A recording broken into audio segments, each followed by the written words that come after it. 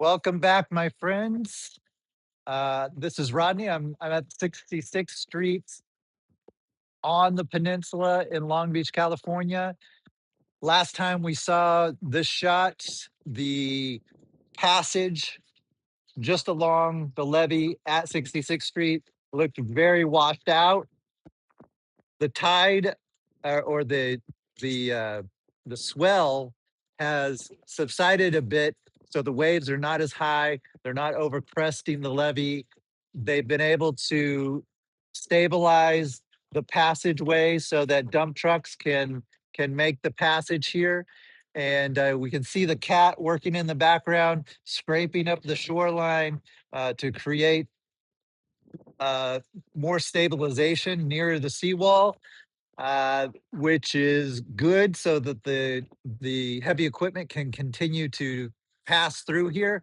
However, that scraping of the shore, I believe, is undercutting the levee so that the wave action, especially when another swell comes in and when high tide comes in, uh, there's going to be a lot more action lower down on the levee because a lot of the beach in front of the levee, or what the beach that the levee used to be on top of, that sand down below is now exposed and is being eaten away at the base level.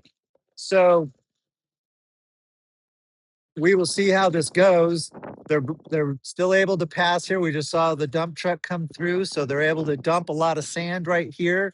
And it looks like they're a little behind where they were yesterday just because it's eroding so fast, but in a relatively similar place. So I think they might be able to close this up similarly as they did yesterday by 5:30 or 6 o'clock. It's about 2 o'clock, 2:10 right now, and we are talking on July 30th, Thursday of 2026, and I can still see the weak spot that I've highlighted in previous videos. I can still see that weak spot is vulnerable for some reason, and is eroding more quickly than the surrounding portions of the levee and the causeway here.